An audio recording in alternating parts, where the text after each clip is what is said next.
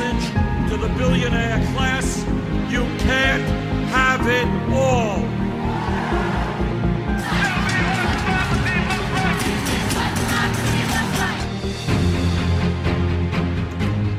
Ladies and gentlemen, welcome to the Evolution of Now, a podcast where we talk some crap on the news of the day, of the week, and we bring a interesting discussion to you guys every week, well, almost every week, about a big important topic of our times. Nailed it. Yeah, nailed it perfectly, guys. But anyway, my name is Christopher Robinson. I am joined here today with my good friends, Jordan. How you doing, Hello. Jordan? Sorry. A little overzealous. A little bit. Just tone it down a couple notches, man. Just calm down. Okay. But we also have Michael here. Hello. How's it going, Michael? How are just glad things I've in got a UK land? Huh? Apparently I've got a friend. I'm happy. Yay, you have a friend. Well, our politics is the usual shit show, but Yeah, I suppose. But we are also joined here, of course, by the amazing Aubrey. She is also here. How you doing? Hello. I'm all right. How are things in Iowa these days? Tiring and hot. Yeah, It's I like feel it. heat index of 105 today. We're at 93 degrees here in my area in New Jersey. Mm-hmm. Although I have some nice-ass air conditioning, so no brag, but you know. For our UK, it's currently 34 degrees Celsius right now. Whatever that is in Fahrenheit, who cares about that? we But, got aircon though. It's been 27 up here today. But there's no aircon, and we're not really used to heat. yeah. Yeah. Yeah, it's usually wet there, right? Yeah, there's actually been a big fire on the nearby moors. Ooh. The ash has been covering basically all of Manchester. Damn. If you go outside in the morning, your car's covered in ash. Oh, that's always good. That sounds like a good thing. Yeah, been able to smell But, burning for the last few days. It's great. Yeah, just a little bit. But we had a few stories before we got to our main topic this week that we wanted to talk about. Apparently, in the news this week, a justice of the Supreme Court of the United States is stepping down. He is retiring. A man named Justice Robert Kennedy. Was Robert Kennedy, or I think it's Robert Kennedy, right? Oh. I'm like way off, aren't I? Oh no, it's Kennedy. It's a Kennedy. It's the Kennedy that's on the court right now. He's stepping down, and that means Donald Trump gets to have another pick at the Supreme Court. Hooray for us! Yay! Although I guess you guys did put up a good point that maybe we should make sure that he doesn't get to seat someone until the next person who becomes president gets that pick. You know, I mean, Yeah, it's only fair. only fair. To be honest, I can't help but feel your Supreme Court is completely arse broken. Yeah. You could have a situation where Trump gets 2, maybe even 3 judges, and then in 30 years, abortion or employment law could be struck down because Trump, 30 years ago, who could the day after be impeached for treason, dictated politics. So Trump could decide politics for the next several generations. He could, yeah. At least the courts, yeah. And there's this concept of liberal and conservative judges, and it's sort of a given that all the conservative judges will vote conservative, the liberal judges will vote liberal.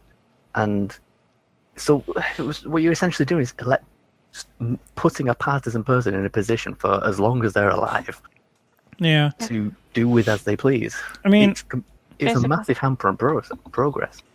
I think there's reasons for it. Like, the court isn't supposed to be swayed every few years by partisan politics, but then in the same way, when we allow them to seat these places, what you get is 30 years of darkness that followed by. yeah, but still, if they're, I think the argument against lifetime caps or something would probably be around those lines, though. but like then we would just have countdowns for when the next justices are put in, and that can be very partisanly done, I guess, or something like that. I don't know.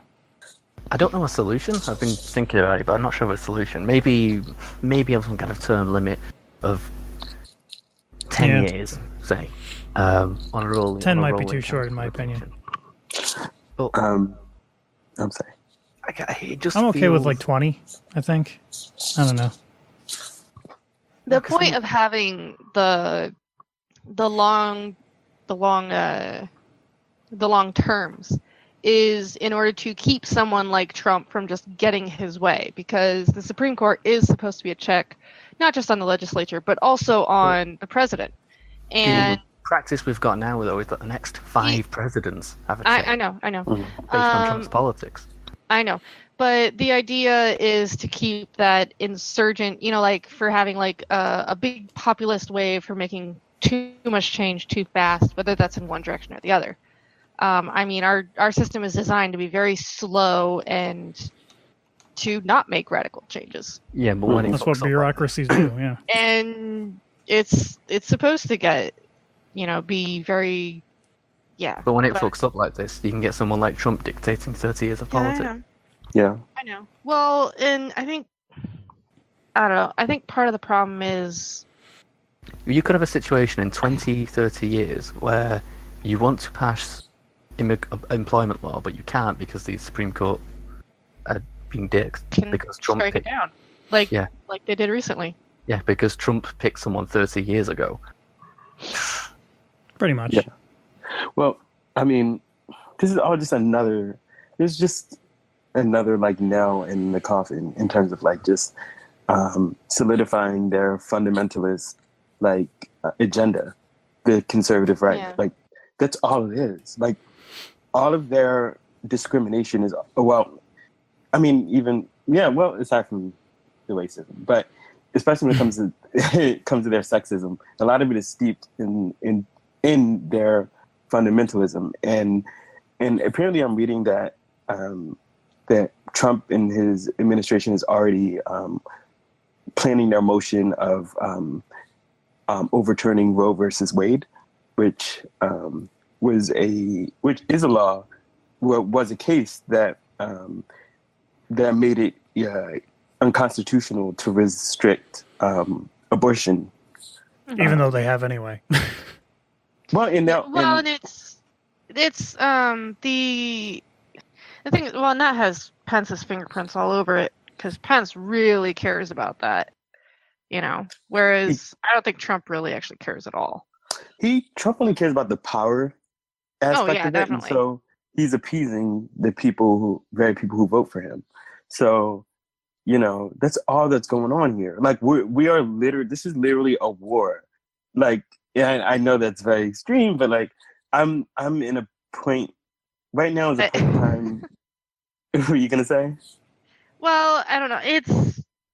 I don't know how to phrase it exactly because I think if you look at the most recent controversial decisions that were 5-4 decisions in the conservatives' favor, or not in the conservatives' favor, but in the liberal favor, mm-hmm. Kennedy has sided with the conservatives pretty much every single time. And it's been John Roberts who's actually crossed the aisle and mm-hmm. voted with the Democrats, or with the liberals or whatever we call them.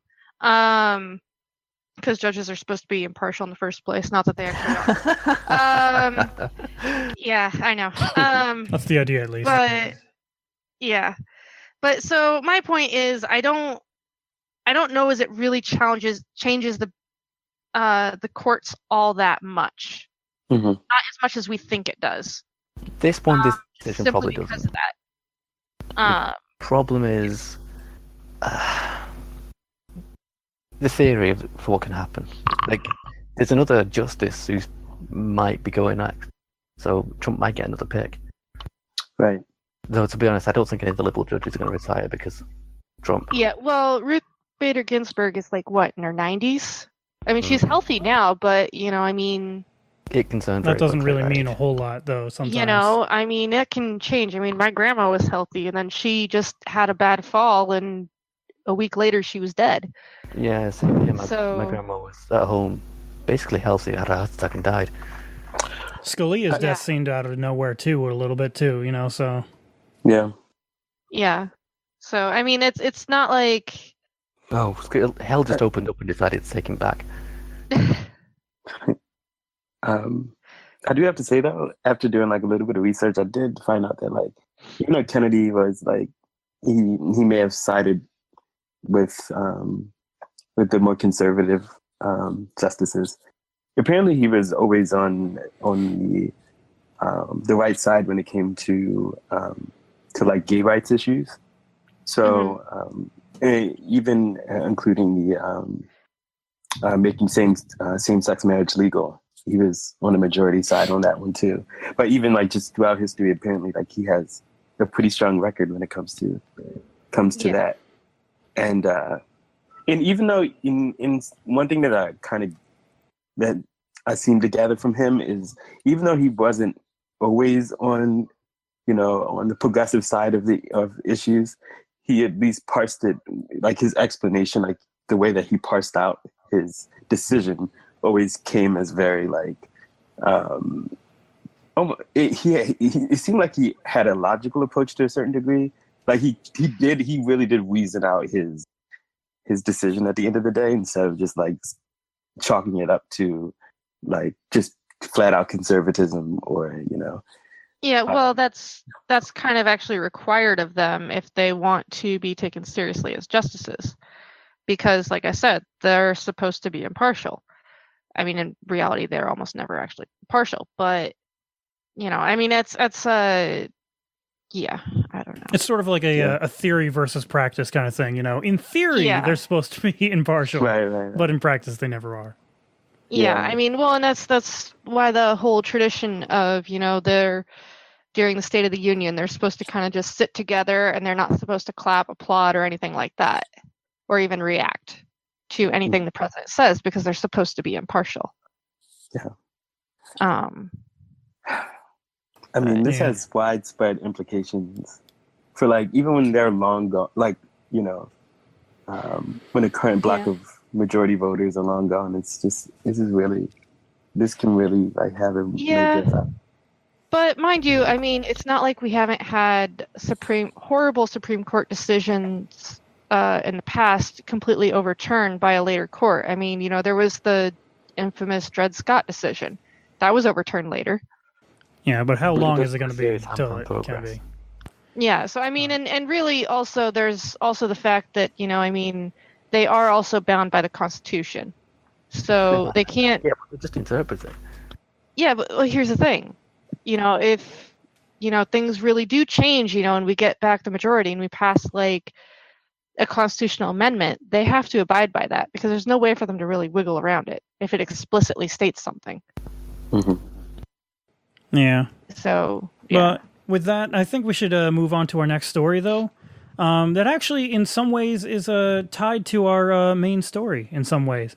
Because I wanted to mention that a lady from New York actually just won a massive victory in New York in the primary there for the Democratic ticket for House of Representatives. Her name is Alexandria Ocasio-Cortez, and she actually is the daughter of working-class Puerto Rican parents.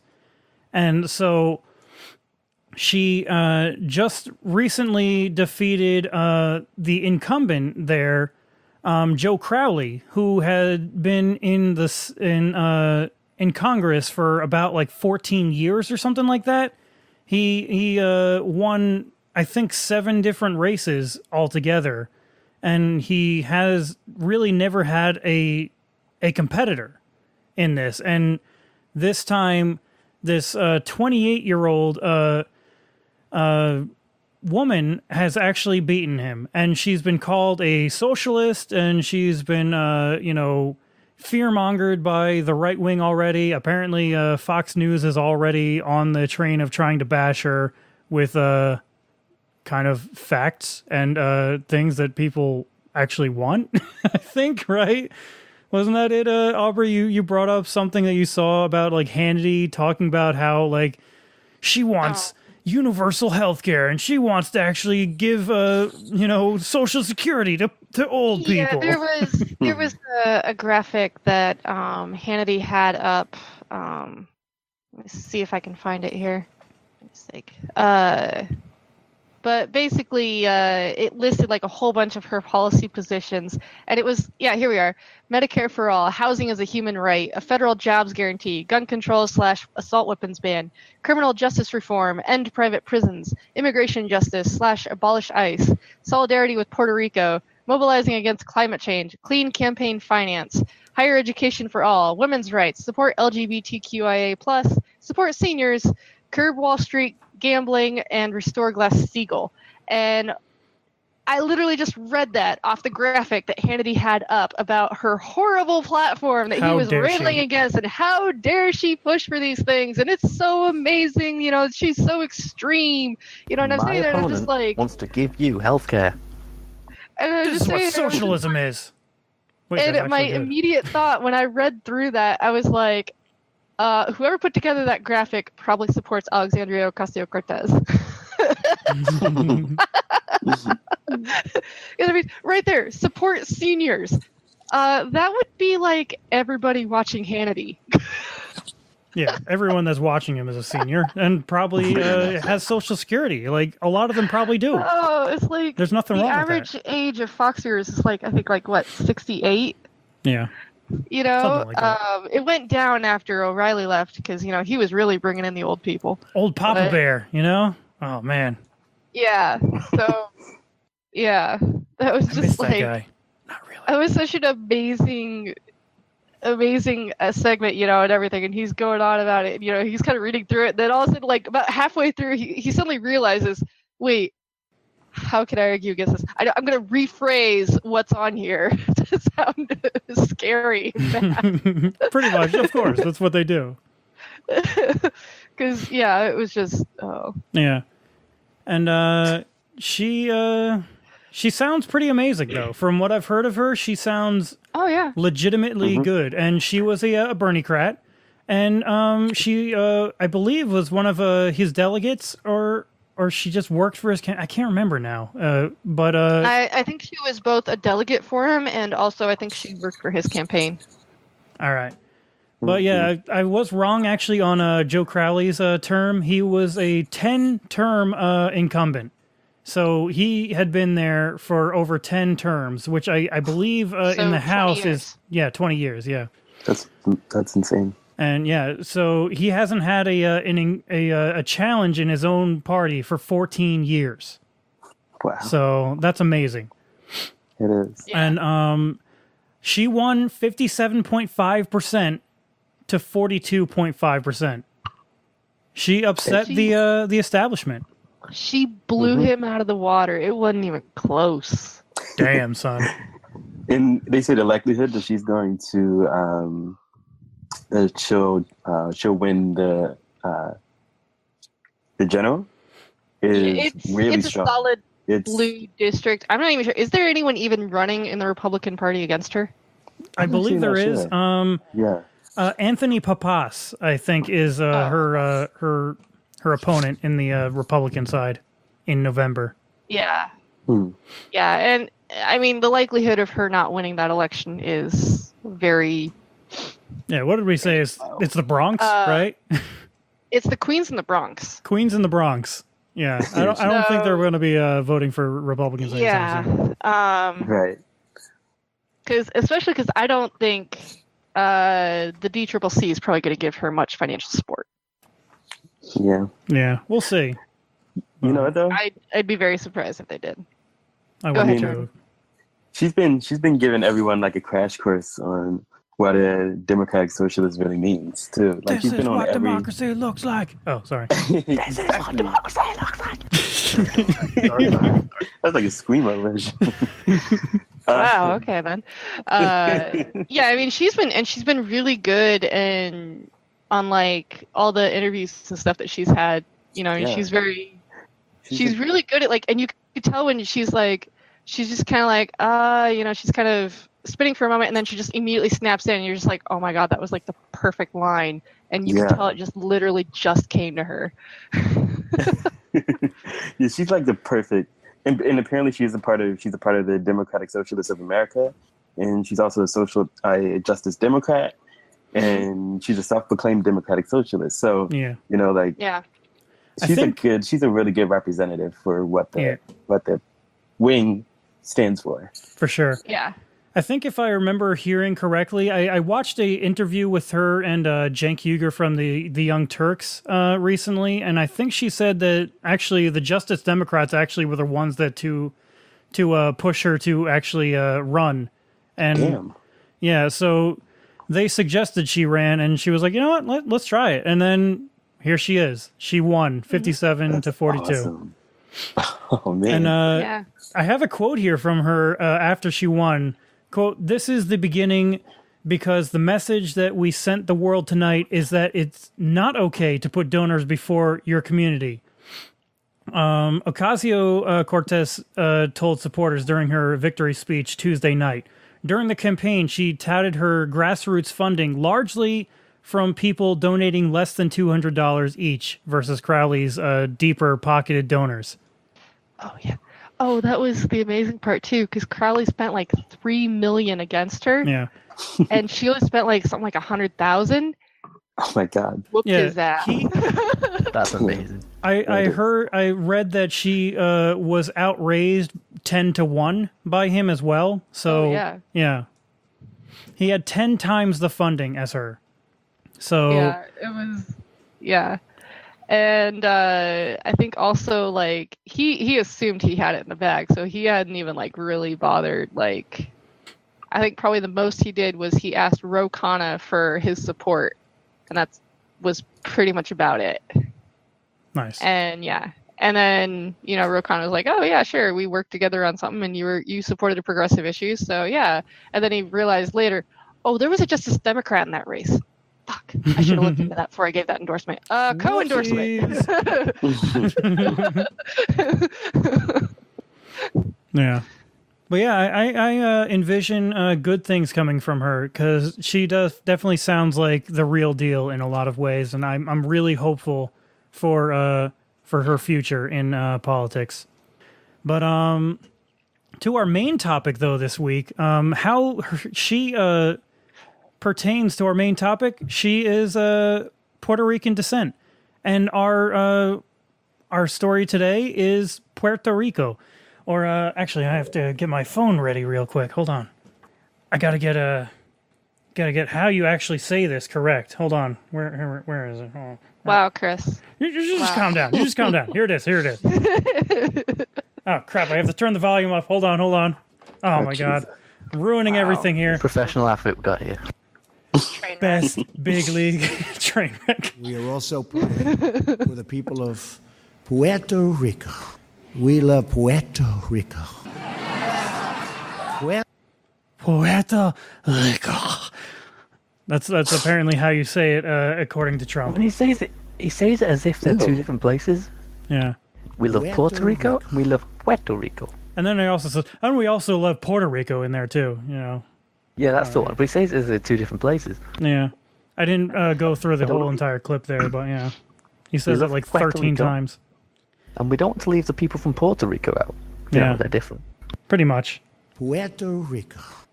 And you say, of course he knows that the same place, that he's saying the same thing, but does he? It's Trump. Yeah, you never know. With him, all bets are off, But yeah, we're talking about Puerto Rico this week. I wanted to delve into the history of Puerto Rico and why and how it became part of the United States. That's actually kind of a short story. And there was this little thing called the Spanish-American War.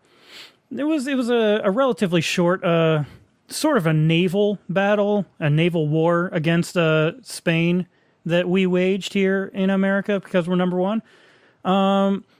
We soundly defeated the Spanish Navy. I believe, from what I remember, we chased down their naval forces into like the Philippines or something like that, and we crushed their navy there.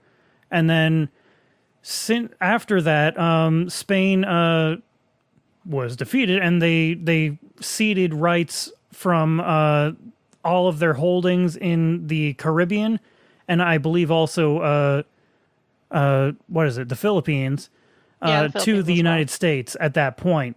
And so that's when Puerto Rico became part of the United States. And after that, though, that was in the 1800s, I believe. Right? Am I getting my timeline right? I'm way off. 1898, I thought. Yeah, something like that.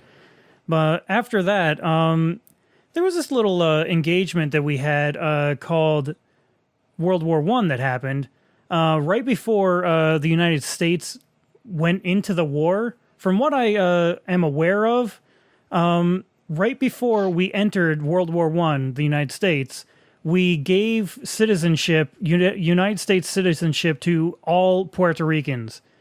And in some ways, that was mostly because we wanted to draft them into war. And then they served in World War I, and actually they were disproportionately drafted into the war compared to every other state. That might also be partly because their population might have been lower than the rest of the states at the time too, but proportionally they sent more people to war in World War I than any of the other states did. So that happened. After that, there were a few situations that came up. The United States made it so that all trade that Puerto Rico could do had to go through the states, and the United States Congress had to okay any kind of trade that they had. So basically, what happened was all Puerto Rican trade went through the United States, and then it can go anywhere, which made it so that Puerto Rico really didn't have any say in its own economy in a lot of ways. And so it's been in that's textbook colonialism, by the way. Yeah. Uh-huh. Now, the United States did give them a sort of their own little, Congress and everything, and they have their own governor and all of that, but the United States' Congress sort of still has, veto power of anything. They still have absolute control over them, even if they have their a sense of autonomy, essentially. And that still actually remains today. And this is something that's actually been in contention for decades now in Puerto Rico. They've been having many different votes on whether they should be independent, just break off from the United States altogether, or if they should be granted statehood. And over the years, every time they've had a statehood referendum, it seems like the numbers for statehood keep going up and up. And I did look into this a bit, and there's 3 different pathways that are the main ones, which are what people call Commonwealth is what they sort of technically have right now, where they have that level of autonomy, but they're also still superseded by the U.S. federal government. One bonus with that is they don't actually pay federal taxes or federal income taxes because of this distinction. But they also have no say in the federal government in what they have. They have a representative that goes to Congress from Puerto Rico, but they don't really have any say on matters that actually pertain to Puerto Rico. They have no say. And that's so pretty much the same as it is with any non-state entity in the United States. So all of our territories, the District of Columbia. Yeah. Yeah. They all have similar representation and... Jordan disappeared. Oh no. But yeah. But yeah, so over the decades though, Puerto Rico has had many votes. They've had at least 5 referendums so far on it. The very last one was in June of 2017, And according to the vote statistics that they've gotten so far, at least 97% of those that voted in it voted for statehood. 1.5% voted for independence, and 1.3% voted to maintain their Commonwealth status. And so they that's a pretty big margin that the statehood is winning by. But there is also the fact, though, that only 23% actually turned out to vote. That's also a thing. This is their what'd you say? Fifth referendum on it. Yes. So I'd imagine the fact that they've had 4 previous referendums and they know damn well that there's nothing that ever comes from it. Yeah, it's burnout. It's going to result in a depressed turnout because they're like, why even bother? Yeah, pretty Doesn't much. matter. And I watched a documentary that I will also link in the description of this.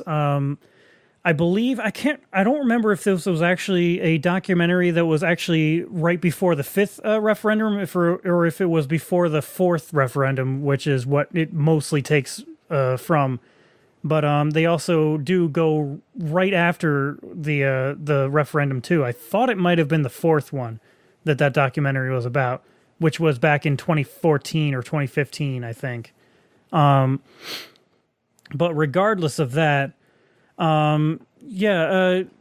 there, like I was saying, there's those 3 options. The Commonwealth seems to be, in my opinion, I don't think that's the right option because that sort of maintains their position of not being a state. They're sort of a colonial state for us still. They're just a colony, and they have no rights. They have no real say in what the government does, and that needs to change.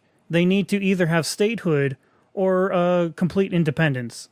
I mean, I don't know which one would be the best for them, and that's what the people of Puerto Rico need to decide for themselves. But it does seem like the overwhelming majority of people that actually care enough to vote for it are saying they want statehood. And just talking about the differences, though, a little bit, statehood means they get more funding from the federal government, and there's a lot of benefits for that financially and all that. But the argument against that is that they are losing part of their culture in the process of becoming a state. And I can understand that in some ways. But with independence, they kind of break away from the United States altogether. They lose all financial aid from the U.S. unless they negotiate that in some way, which I guess in some ways would make it sort of a Brexit for Puerto Rico if they went that route, actually. Except, of course, unlike with Brexit, where they've currently actually got trading partners, Puerto Rico has no current trading partners. Yeah, except for the United States itself, yeah. Well, Puerto Rico's basically forced to trade with the US and only the US. Yeah, pretty much. Yeah. So yeah, it's a contentious thing. There are a lot of people on all the sides, even if this voting says otherwise, that it says 97% of the people are saying statehood. Obviously, like I said, only 23% of the people actually voted in it. I'm not sure if part of that might also be because of the hurricane that happened recently, and that maybe depressed the turnout. Latest referendum? June 11th of 2017. Okay, yeah, that was. Was that around the time of it? I don't remember now. That was my before the timeline's all messed hurricane, up. wasn't it? Yeah, Might because have been. the hurricane was in September. Yeah. Okay, I'm wrong then. Okay. Okay, yeah. So, but one thing to keep in mind is so back in the 70s and 80s, there were a bunch of laws passed that essentially made it so that Puerto Rico was a tax haven, a way for companies to invest in the island, but at the same time, by investing in the island, they didn't have to pay federal minimum wage. They didn't have to worry about, all kinds of stuff that they'd be required to give U.S. workers, people in the States. They also, by being incorporated in Puerto Rico and by having, subsidiaries there that they could basically hide money in, that meant that they didn't have to pay anywhere near as much taxes. So there was a lot of kind of a boom there. And since the 2000s or so, a lot of those businesses have found it's even cheaper to go to like Southeast Asia. So that particular boom from the being a tax haven has pretty much dried up on them. And that was really when their economy really started into this downward spiral. Plus, all kinds of debt and essentially loan shark deals from Wall Street. But Wall Street wants them to stay exactly as they are because they make a shit ton of money off Puerto Rico being exactly as they are because of their tax haven status. Yeah. And also, I mean, because once they're a state, I think they can actually declare bankruptcy, which they can't currently do. There was a law passed in the 80s that actually made it so that they are unable to declare bankruptcy. Yeah. So, they're in a massive world of hurt with debt because they keep having all these extra obligations put on them. And there's a pretty big argument that part of the reason why the cleanup from the Hurricane Maria has been so bad is because there's an effort to basically force them into selling off various things, like their electric grid, like their plumbing, like everything else, to basically put it in privatized hands to make money off it. Which is just fucks them up down the line. Yes, because they don't have any money. Their economy is in shambles. They can barely afford to keep the lights on in the first place. Mm-hmm. Wait, privatizing infrastructure? Where have we heard that before? Yeah, I know. Right.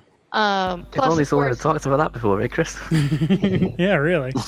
Plus, the way our charity and rebuilding efforts are, basically it's, you got those no contract or no bid contracts.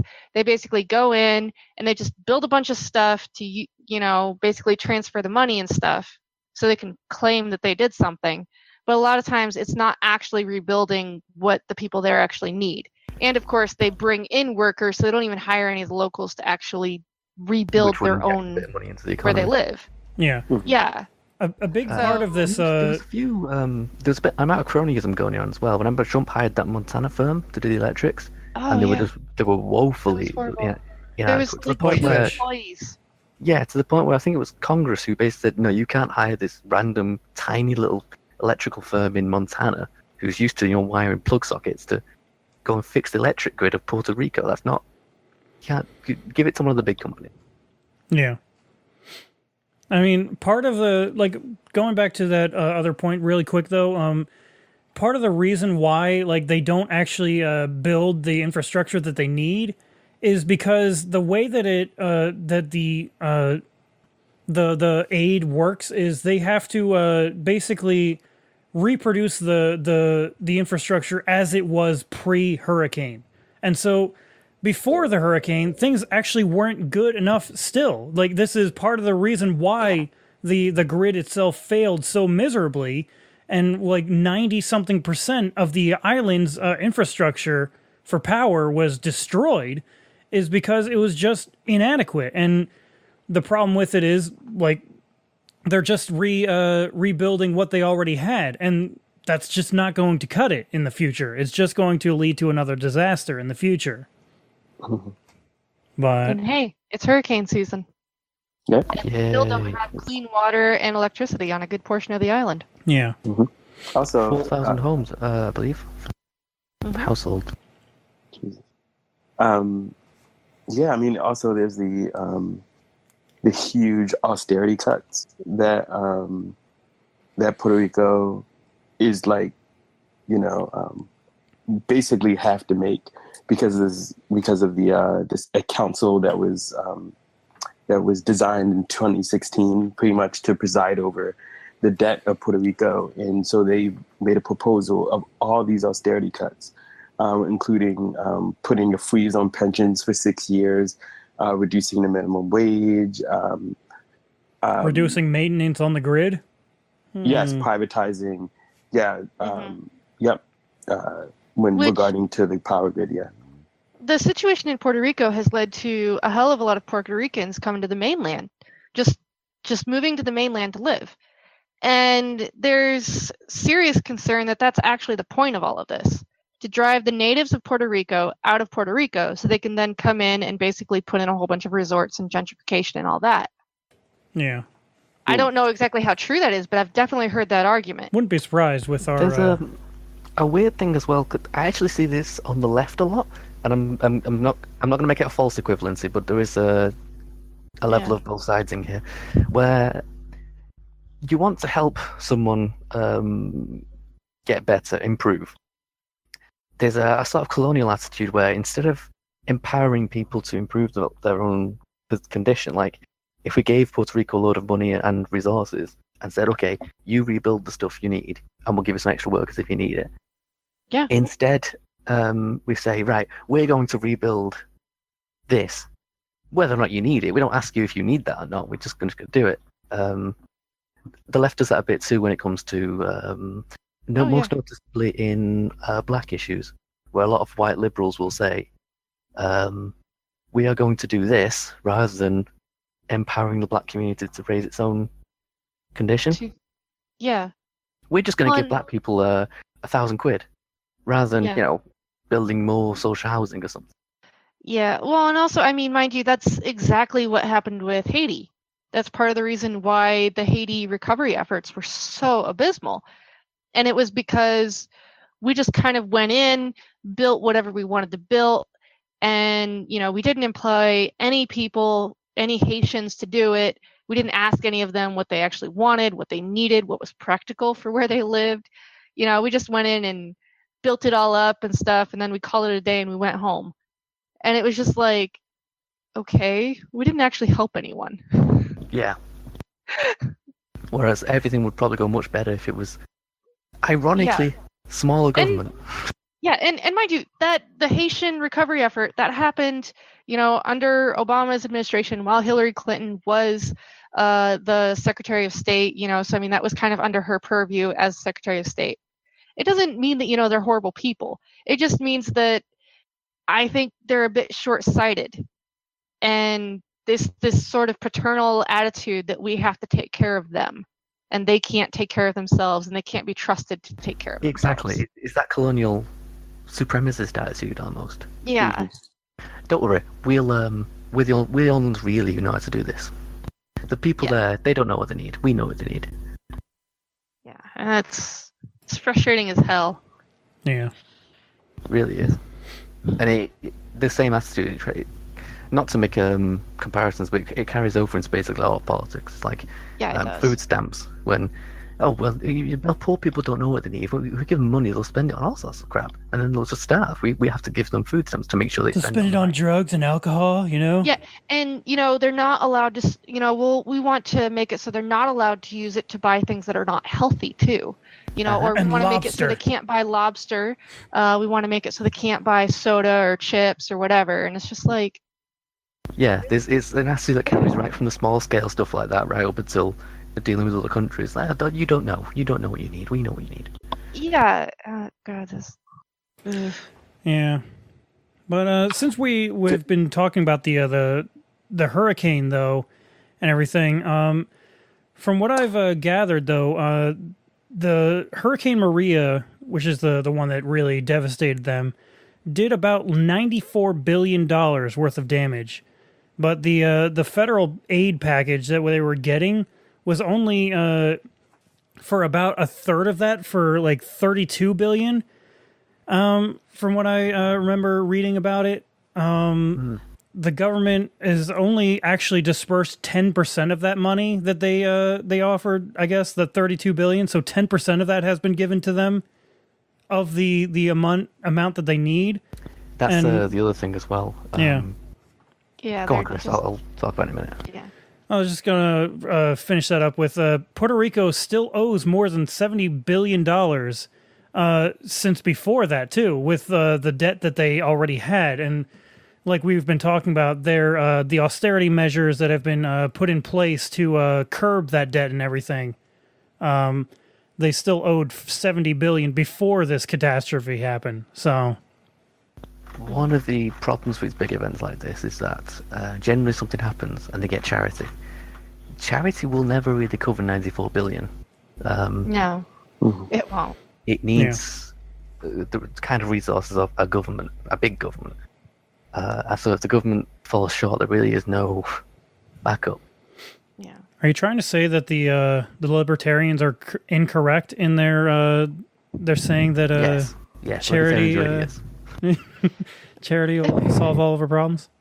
Yeah, which I'd also like to point out that Hurricane Maria actually hit Cuba harder and for a more sustained period of time than it did Puerto Rico, and yet there were less deaths in Cuba, and they cleaned up and repaired things pretty easily in Cuba, and there just hasn't. So I mean, a completely different infrastructure and stuff like that also has an impact there. But Aubrey, there was only 64 deaths, right, in Puerto Rico. So I mean, well, even at 64, there were still less deaths in Cuba. Yeah. But what I'm trying to go here with is actually the government, United States government has claimed 64 deaths in Puerto Rico attributed to the storm. But there have been studies now that are bringing that figure closer and closer to 5,000 dead altogether from the storm. And the official government number is still 64. So that's always fun. That's a nice little tidbit of trivia for you. Oh, man. Which, weren't there also some weird death numbers associated with Hurricane Katrina, too? Like, the Bush government didn't quite want to say the actual number of dead from Hurricane Katrina, and it took a lot of arm twisting to get them to admit it. Yeah, I mean, that's usually how it goes, when there's a lot of deaths. Katrina was a massive blight on Bush. I mean, that dogged him for a long time. Well, the British Virgin Islands, lost somewhere between 60 and 90% of all structures on the island. They were the first hit, small islands. Oh, yeah. I'm just pulled up a quick article about it. In some parts of the country, it was 96 days before they got electricity back on. Damn. Oh, wow. Yeah. It's pretty messed up. And it looks to... I don't know the population. I'm going to look that up in a second. But it said... I lost it. There was... I think it was like 20 deaths. 30 people. Deaths of 30 people. And left 90% of the all structures on the island just demolished. Wow. Virgin Island. But like, it's as if we should have actually talked about austerity at some point, too. Because part of the problem with this whole thing was that those austerity measures, Puerto Rico did not actually have the resources available to them to actually prepare for such a event.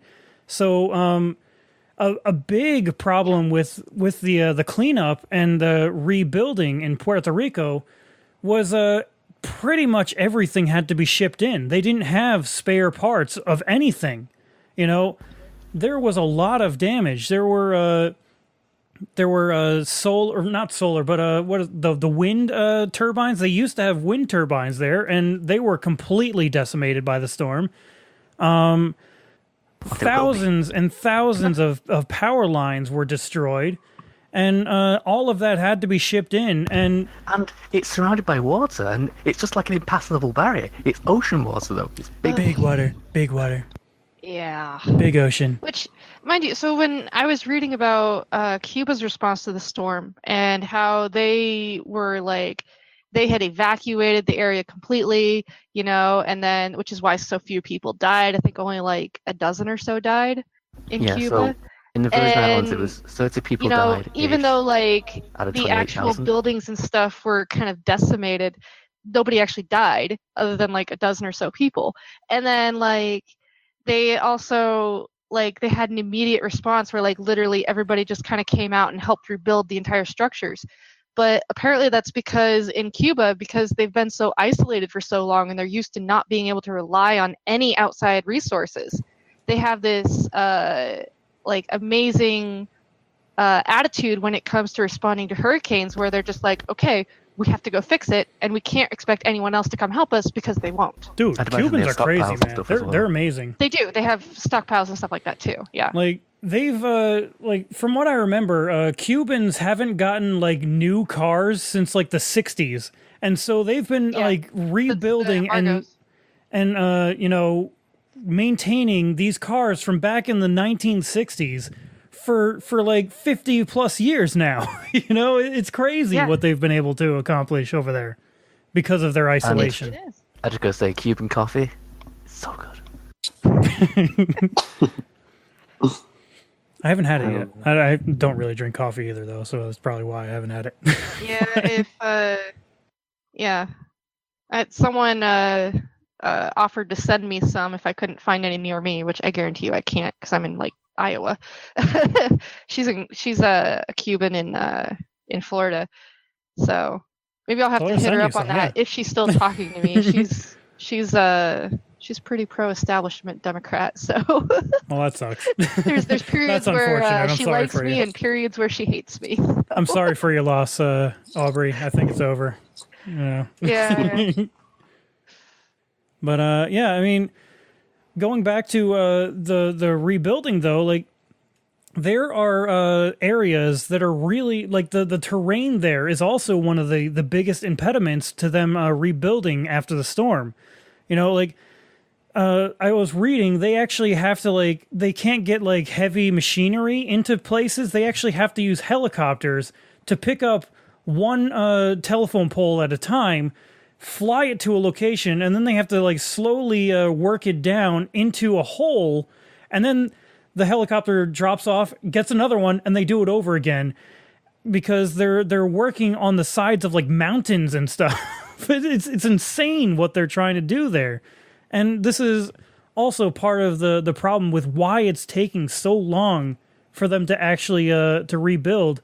And not to mention the logjam that they actually had in the ports in San Juan, because there was like a literal backlog of different ships with machinery and trucks and all of that they just couldn't get to because there was just so much that they couldn't deal with. Yeah, I remember reading that it's because the transport infrastructure was so fucked that the drivers couldn't get to the port. Or in a lot of cases, the drivers just stayed home because they had to look after their family because their house is gone. Which was another case of the question where, wait, so why can't you just deploy some drivers from the mainland? You have some right around, I'm sure. Yeah, I mean, I think eventually we did get people from the mainland as well, but like some of them were waiting on their trucks that were in shipping crates on the ships, you know. So I mean, they couldn't do anything. A lot of these people, hilarious. It's crazy. It's crazy what was going on there because they were in the shipping crates. You need the trucks to move. I don't know who thought of that, but that's not. Well, I mean, I don't know if it's like the trucks that they needed to move the shipping crates, but like the trucks that they needed for other work were in the ships that they couldn't get to because they were backlogged. It was a serious clusterfuck. Let's just be honest. You know, there are just so many things working at this. There's the whitefish debacle. You know, I remember reading actually that Whitefish had ties to Ryan Zinke, who is actually part of the White House administration. Or at least was. I don't know if he still is or not, because who knows? Because everyone keeps on moving on and off there all the time. But I had turn over the most McDonald's. Yeah, maybe. But like his son actually worked for the Whitefish company. I don't know if he still does or not. I don't know the entire situation, but his son worked for Whitefish, and kind of interesting how they won a no bid contract, being like a completely like out of nowhere little tiny company in Montana that can't actually handle this job, that just wins the contract. Just interesting how it works out. But yeah. You know what? I would actually also, I mean, one thing that I've been trying to answer is whether or not the weak response from our government will put some type of, will it damper Trump's approval in any form? Nope. You know what I mean? And this has been going on for a while. Have you noticed a change? Nope. exactly. And also, I actually have a poll here from. Oh wait, hold on, Jordan. Before you give that, do you think that Trump's supporters actually care about Puerto Rico? Oh, okay, go ahead. I just had to ask you. That's my answer, actually. It's a giggle. But according to a poll by Morning Consult, which was later reported by the New York Times, only 54% of Americans actually know that people born in Puerto Rico are U.S. citizens. And of that, they're full U.S. citizens. Yeah, because of Theodore Roosevelt, and really because they wanted to draft them into war during World War I, they are U.S. citizens fully. Yes. Mm-hmm. Which, by the way, they're one of the few. Actually, I think they're the only territory that has de facto birth citizenship. I think anyone else born in other U.S. territories usually has to check certain boxes in order to actually get U.S. citizenship or apply for it.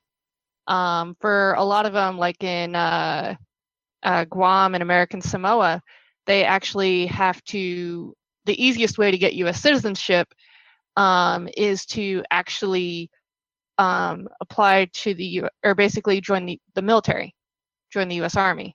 And then after they get out, they're supposed to get citizenship. And of course, they can't really travel without a passport. So how do you get a passport if you aren't even a citizen of the country that you live in? Mm-hmm. That's... Yeah. Why do we still have territories? Because colonialism and empire, Dead. Yeah. But it's all right, we do too. Yeah. I mean, in some ways, we were fighting against a king, a monarchy, by electing an even stronger monarch called a president. But because we should just make them all states. Period. Yeah. I personally would rather them, if they're going to stay as, parts of the United States. Sure. Yeah. I have no problem with that. If they're going to stay... if they're going to stay in the U.S., they need to be states. If Absolutely. being a territory works and there's sufficient things like trade and stuff in place, like the Philippines seems to be doing fine, then sure, I don't mind. But I think they should have the option to become states or just become independent. The Philippines is its own country now. We released them back in the 90s. Sorry, my head's been scrambled. I'm probably thinking somewhere else.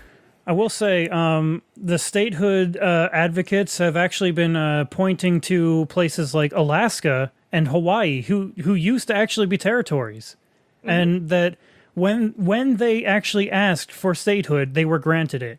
And so Hawaii was we'll have to do an episode on Hawaii at some point, I think, because their statehood story was probably a little bit different, but still.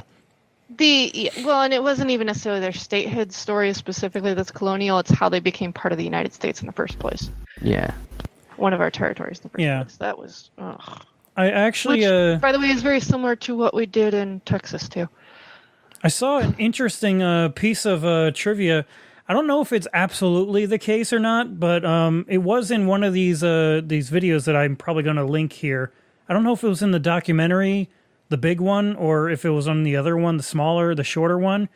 But they were actually talking about how the U.S.'s holdings in the Caribbean and Hawaii were basically used as gateways to the Panama Canal. Essentially, they were our defense points around the Panama Canal to secure it. And that, to me, makes a lot of sense. Like a huge, massive amount of sense to me, I think. Of course, now we don't even have the Panama Canal. We turned that back over to Panama. Yeah. Therefore, that's why Puerto Rico and these other places don't matter as much to them, right? I don't know. They don't matter as much anymore. There's still a pretty good military presence, at least in Hawaii. I'm not sure about Puerto Rico, but I think we do have a base there still. Yeah, we're always going to need Hawaii because it is our midway point called Midway Island, in the Pacific, for if we ever actually have to have a fight in the Asian areas, that's our foothold in the area, essentially. We've been pushing that further and further, from our point of the globe, west, Korea now, or east, depending on where you're looking at. But it's and Japan. We've been pushing the center forward further. I saw an interesting article about how the Pentagon's been setting up for war with China, which I think would be a very interesting topic as well. Interesting in the... But yeah. We're all going to die. Yeah. Yeah. In the terrifying way, yes. Follow out anyone? Oh, God. But yeah, that's another topic. So I don't know. I mean, there's just a lot of really stupid stuff that we do because there's a bunch of financial interests and stuff at stake, and a lot of it does tend to go back to the donors. So I mean, there's definitely that going on. Yeah. Yeah. It's as if we have this weird empire thing going on, I saw, this is kind of related, but kind of goes back to, so when Ocasio-Cortez won, someone on Twitter tweeted out a list of all the donors of Joe Crowley that lost because all of a sudden their boy wasn't going to be in Congress anymore. That was like a 5-tweet list. Damn. Didn't they make tweets longer now too, or something like that? Yes, they're 280 characters now, and he still had to use 5 full tweets to tweet out Joe Crowley's entire donor list. Damn. That's good. So I mean, mind you, that's So I mean, it, and like I said, it goes back to the money and all that.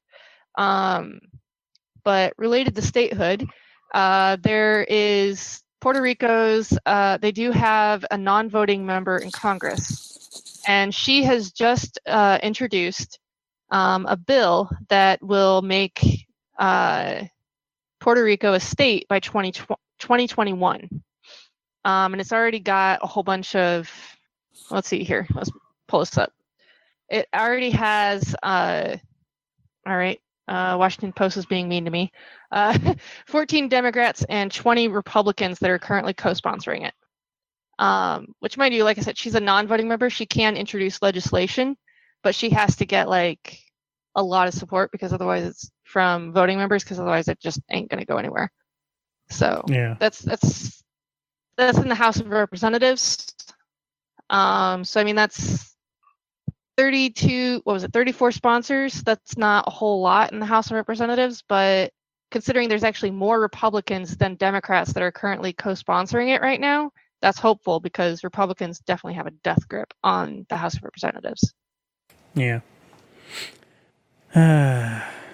But we will definitely see in the future whether they'll actually get their statehood, because the Congress of the United States is actually the arbiters for it. They are the gatekeepers. They have to vote to amend the everything and make them a state. So hopefully we'll see what happens soon. Hopefully these results that we're seeing from their elections mean something to them. But they usually tend to try and diffuse and say, oh, well, it's not very definitive, so therefore we can't do anything. And I don't know. It's a rough situation we're seeing ourselves in with regards to the Puerto Rico situation. I don't know. I probably just completely changed the subject of what you were talking about there. I'm sorry, Aubrey. but that was basically what I was talking about, was that it's going into Congress, and we'll see whether or not it actually goes to the point where they can actually get statehood. Yeah. I was daydreaming. I'm sorry about that. but yeah. Wow. Big league brain over here.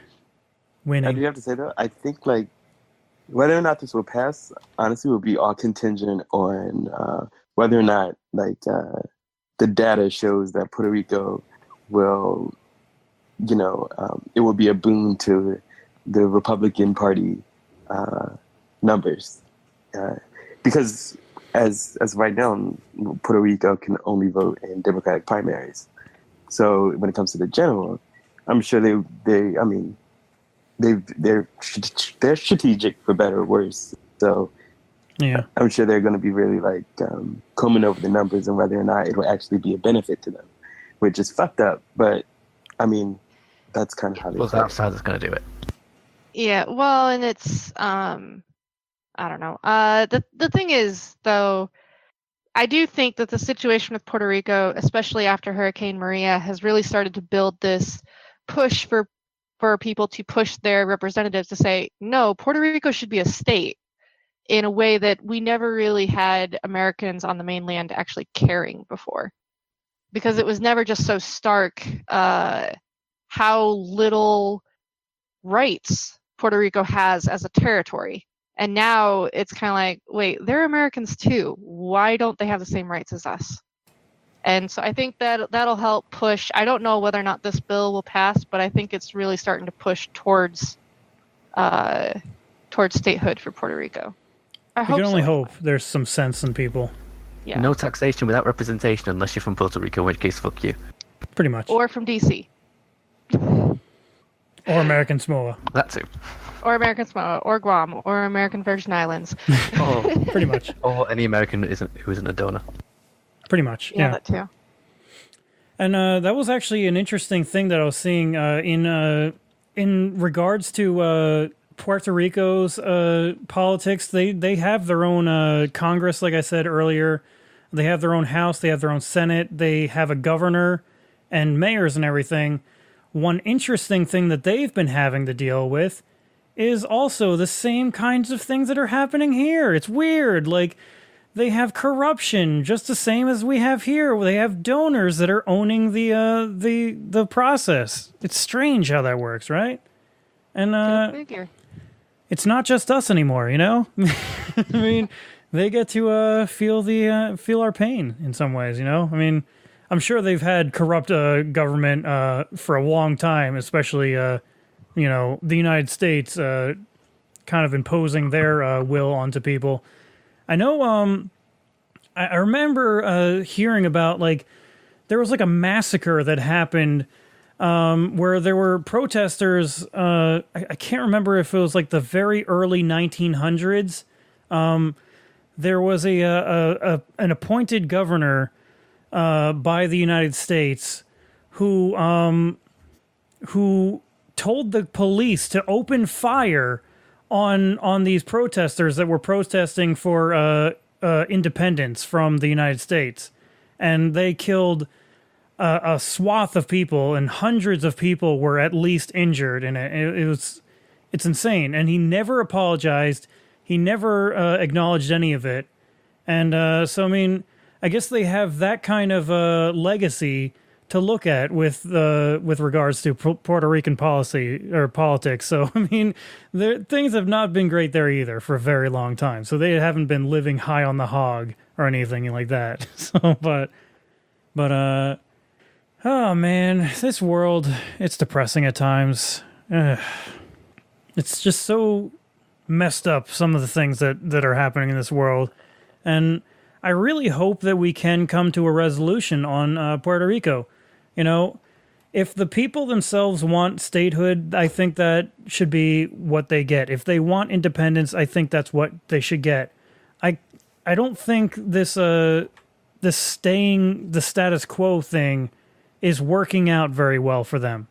You know, the reason why I would shy towards statehood is I think that would be a better position. To me, at least. I don't know. I mean, maybe that isn't the case for the Puerto Ricans there. But that would give them, if I remember correctly, that gives them 2 Senate seats. And I think it gives them 5 House of Representative seats as well. So they will have a actual legitimate amount of sway in the government. They have say in what happens then, you know? And, I think that would be a good thing. I think they could get a lot out of that. And also, if they did go independent, that could, in a lot of ways, really jeopardize their economy even further. I have been hearing and seeing things that are saying that statehood might also have some hiccups on their economy too, because now then they'd actually have to have the proper labor regulations in place, and they would have to adhere to minimum wage standards and everything, which would be a terrible thing, I know. But in some ways, they always try and fearmonger about, like, if you raise the minimum wage, then the jobs will suffer, and they are taking that tact on it too in some ways. There may be something legitimate to it. Yeah. If the cost of living is a lot cheaper there, then the minimum wage might be too high. Yeah, maybe. But I still think they should at least. Personally, I would vote for statehood if I were there. But I'm not a citizen of the Puerto Rico, so I really don't have a actual legitimate say in it. So, but yeah. Yeah, and that's when I was taking my a course on Native American cultures and rights and their history in the United States. That was kind of one of the things that came up a lot, was that just this sort of, no one ever goes in and actually asks them what they want. They just, like, we're going to give you this and you're going to do this because we think this is what you need. Yeah. What? And it's just like, I don't know of very many white people who would just take that. Pretty much. Yeah, I mean, it would be similar to, like, I don't know, telling, I can't really think of a very good, alternative viewpoint on it, actually. Can't think of it. Fail. Yeah. Not winning. I mean, well, and it's just like, for some people, their interests might align with, what, the government wants or whatever. But, that doesn't necessarily mean that the majority or that that's what everybody wants. And there's definitely, just having a dialogue with the people in the community and talking to them about what they want and what they think they need. That's, I think, the most important thing when it comes to things like this. Because, Puerto Rico is not just like Hawaii or just like Florida or anywhere else, Iowa is not just like New Jersey. We have different needs here. Yeah, exactly. We don't get hurricanes. And we also have different cultures, like I think the argument that they'll lose their culture is completely false. Like you can't go to Hawaii and say that they've lost their Hawaiian culture. They haven't.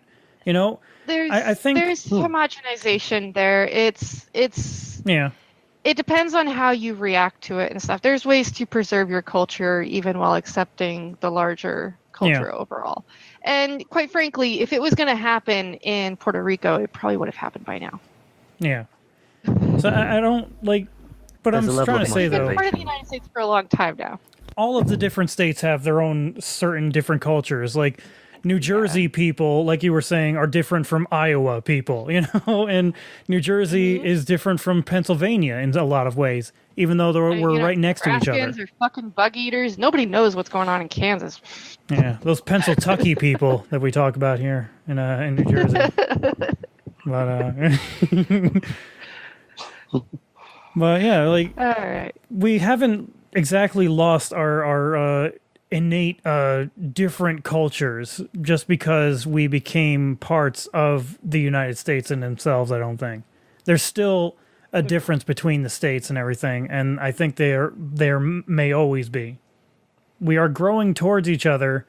It's just taking a long time for certain parts of the country to actually agree with each other. It's going to happen, unfortunately. It's a process. It's like someone said once, the United States is not a melting pot. It's a mixed salad. In some ways, yeah. There's still a lot of individual pieces in there. It's not all melted together. To say the least. But, I guess we're going to be doing a slightly shorter show today But we were kind of time constrained anyway because we're right on the edge. We're at the end of the month and we're running out of space on our Libsyn subscription. But with that, I hope we touched on everything that we wanted to on this whole topic. If there's anything you guys out there think we missed, definitely get in touch with us. Get on our Discord. We have people in there. We just actually had a new graphic made for us by one of our fans on there. So our little Evolution of Now graphic for the Discord channel was made by our buddy Jay in there. Thank you, Jay, for your submission. It's pretty cool. I like it. I like the idea of it. Shout out. Yeah, man. So get on Discord, and we are on there. You can talk to us. We even voice in there sometimes, and definitely get on that, guys. You can also email us at our email address, which will be linked in here. We have a Facebook. You can friend us on there. We're on iTunes. We're on YouTube. We have a YouTube channel. Oh, man. We're moving up in the world. We don't get that many views on there, but, I mean, it's all right. And really, our most viewed show to date on there, I think, was our show about bears and sex work. So, I mean, so that gives you a good description there. Hey, bears got to get some too, Bears need loving too. Bears are a really popular gay archetype, Yeah. Bear Force 1. But anyway. But yeah, what else is there? Patreon. We have a Patreon where you can throw us some bones every week, or not every week, but every month, and help support the show. Help us grow. Help us also grow by helping us network here. Send our show to your friends or angry family members that are like arguing on these topics. Send them our way. You can maybe start a dialogue. I want us to reach many places. I want to be a sort of safe space Many places, where we can all the best places. We can be a safe space, a very good big league safe space where we can all come together and talk about these issues like human beings, and try not to be as vicious and angry as things always seem to get these days, But with that, I mean, I guess we should get out of here, guys. I don't know. If you guys have anything else that you wanted to mention, though. For a while now. Well, a little bit. It's what we're best at, though. I just like to say, just don't give up hope. We're making progress. I mean, I'm really hoping that, Ocasio-Cortez is not the, I mean, she's just the first to take down a high-profile Democrat, and I'm really hoping that she's not going to be the last. And that's only going to happen if we get out there and we fight. Also, allergies suck. Yes, vote. Allergies suck. I have been miserable all day. Yeah. Joe Crowley, going back to that for a second, he was one of the leading Democrats in the House, and he was actually in line to become the next Speaker of the House, I think, from what I was reading. Yeah, he was like second after Pelosi or something. Or no, he was second after someone else. Yeah, but he was taken down. Looking to make a bid for it. He was taken down to punch down by Ocasio-Cortez. So, I mean, it's pretty good. I'm hopeful for our future in some ways, but also we have a lot to do, guys. We can't lay down on the job. We can't go to sleep on it, Yep. These Republicans and the establishment Democrats need to feel the pain. They need to be taken down to punch down too. That's all I'm saying. Like I said, there's currently more Republicans on board with Puerto Rico becoming a state than there are Democrats, and I think that probably says something right there. So get out there, call your representatives in Congress and say, hey, why haven't you endorsed this? Get on it. Like Obama said, get out there and vote. You got to do it. Yeah. Don't just yell, just vote. What was it? What did he say exactly? I don't remember what it was. Yeah, he had like, don't complain, vote, or something like that. I think is what it was. Yeah. Not just vote. Call your representative. If they don't know who you are when you call them, you make them know who you are. Can you imagine Trump trying to say something like that? Don't complain about it. Just vote. Vote for me because I'm the best. That's probably what it would be. But I don't know. But anyway, guys, you guys, thank you so much again for always sticking with us week in, week out, being here for us. We love you. But you guys, we will see you next week. Oh, actually, I'm not sure. We might not actually have a show next week. We might be taking the week off. But next week after that, we will definitely be back for a new topic, and we'll see what happens here, though. You guys have a great week. Bye. Ciao.